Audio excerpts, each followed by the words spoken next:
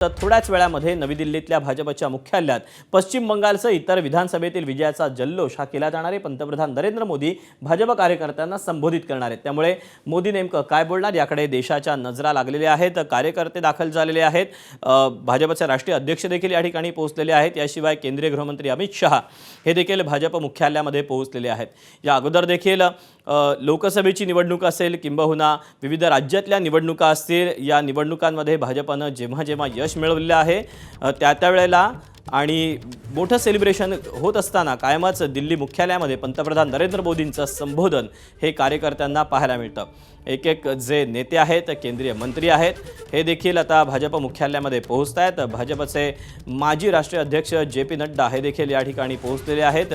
अमित शहा देखील दाखल झालेले आहेत। आता सगळ्यांना लक्ष आहे ते म्हणजे पंतप्रधान नरेंद्र मोदी यांच्या आगमनाचे। आपण याबद्दलचे अपडेट जाणून घ्या। तर सोमेश कोलगे आपल्यासोबत आहे। सोमेश, अर्थातच ऐतिहासिक विजय मिळवल्यानंतर आता लक्ष असणार आहे ते म्हणजे मोदी नेमकं काय बोलणार याकडे काय अपडेट आहेत? निश्चितच भारतीय जनता पक्षाच्या कार्यालयामध्ये आपण पाहतोय आता जल्लोषाचं वातावरण आहे। भारतीय जनता पक्षाने बिहारमध्ये पहिल्यांदा मुख्यमंत्री भाजपचा बसवलाय आणि त्यानंतर आता पश्चिम बंगाल हे असं राज्य देशाच्या इतिहासात ठरतंय की जिथे पहिल्यांदा भारतीय जनता पक्षाचं सरकार स्थापन होते, ते सुद्धा स्वबळावर। आणि त्यामुळेच भारतीय जनता पक्षाच्या कार्यालयामध्ये कार्यकर्त्यांमध्ये भाजपच्या नेत्यांमध्ये एक आनंद आणि उत्साहाचं वातावरण दिसतंय। आपण पाहू शकतो भारतीय जनता पक्षाच्या मुख्यालयामध्ये इथे जोरदार तयारी झालेली आहे। आता आज कार्यकर्त्यांना संबोधित करत असताना पंतप्रधान नरेंद्र मोदी काय म्हणणार याकडे सगळ्या देशाचं लक्ष लागलेलं आहे। निश्चितच जसं पश्चिम बंगालच्या बाबतीत ते अभिनंदन करतील, मतदारांचे आभार मानतील आणि त्यासह सर्वात महत्त्वाचं म्हणजे तमिळनाडूमध्ये ज्या प्रकारे राजकारणाचा विजय झालेला आहे त्या बाबतीतही नरेंद्र मोदी काही बोलणार आहेत का? त्याशिवाय आसामच्या बाबतीमध्ये नरेंद्र मोदी काय भूमिका मांडणार आहेत या सगळ्याकडे आज संपूर्ण देशाचं लक्ष लागलेलं आहे। पुदुचेरीमध्ये सुद्धा पुन्हा एकदा सलग तिसऱ्यांदा भाजपला सत्ता मिळवण्यात यश आलेलं आहे। सुरुवातीला अण्णा द्रमुकसोबत ते सत्तेत होते, त्यानंतर एनआर काँग्रेससोबत सत्तेत आले, म्हणजे एक प्रकारे सलग चौथ्यांदा भाजप पुदुचेरीमध्ये सुद्धा सत्तेत येतोय। आणि त्यानंतर आता आपण पाहतोय की एकंदरीत या बदलत्या राजकीय वातावरणामध्ये पंतप्रधान नरेंद्र मोदी भाजपची भूमिका म्हणून लोकांसमोर काय विचार मांडणार आहेत। पण केंद्रीय गृहमंत्री अमित शहा यांच्या रणनीतीचं हे यश आहे, त्यामुळे त्याविषयी सुद्धा नरेंद्र मोदी काही विशेषत्वाने उल्लेख करणार आहेत का?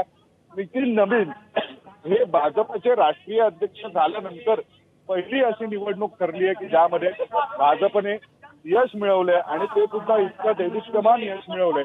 त्यामुळे नितीन नवीन यांच्यासाठी देखील आजचा दिवस खास आहे, ज्यावेळी ते भाजपच्या कार्यालयात राष्ट्रीय अध्यक्ष म्हणून व्यासपीठावर बसणार आहेत, ज्यावेळी भाजपचं अभिनंदन केलं जाणार आहे एका अभूतपूर्व विजयाबद्दल। त्यामुळे आज नितीन नवीन काय बोलतात, आज केंद्रीय गृहमंत्री अमित शहा काही बोलणार का किंवा नरेंद्र मोदींच्या संबोधनामध्ये या सगळ्या बाबतीत काय उल्लेख असणार याविषयी सगळ्या देशाला उत्सुकता आहे, तशीच ती भाजपला सुद्धा आहे। आणि सर्वात विशेष म्हणजे तमिळनाडूमध्ये जे नवं समीकरण समोर आलेलं आहे, इतिहासातून पहिल्यांदा अशा प्रकारे विजय नावाचा एक नवा नेता आणि त्याचा नवा पक्ष 2 वर्षात आला आणि सत्तारूढ झालेला आहे। तर त्या बाबतीमध्ये भाजपची भूमिका काय असेल याचाही अंदाज आजच्या या संबोधनातून येईल।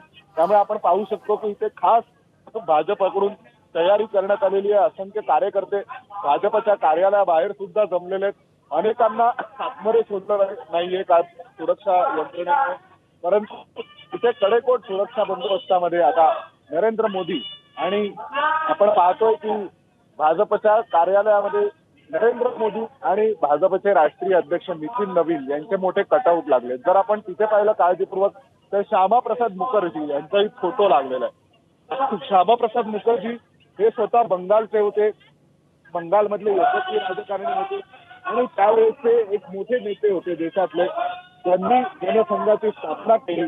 त्यामुळे श्यामाप्रसाद मुखर्जींचा देखील फोटो हा भाजपच्या केंद्रीय कार्यालयात आज बाहेर विशेषत्वाने लावण्यात आलेला आहे। म्हणजे आतमध्ये तर श्यामाप्रसाद मुखर्जींचा पुतळा आहे, परंतु बाहेरही हा फोटो लावलेला आहे। एक बंगाली अस्मितेचं नवं प्रतीक म्हणून श्यामाप्रसाद मुखर्जी समोर येतात का हे देखील किंवा भाजप त्यांना प्रस्थापित करणार का, हा देखील एक मुद्दा आहे. आणि त्याशिवाय इथे आपण पाहतोय की अगदी थोड्याच वेळात नरेंद्र मोदी हे केंद्रीय कार्यालयामध्ये पोहोचतील आणि कार्यकर्त्यांना पक्ष म्हणून त्यांची भूमिका त्यासह कार्यकर्त्यांना संबोधित करतील आणि जनतेचे आणि मतदारांचे आभार प्रकट करतील. नक्कीच सोमेश, तू राहाच आपल्यासोबत. या सगळ्या संदर्भातले अपडेट तुझ्याकडनं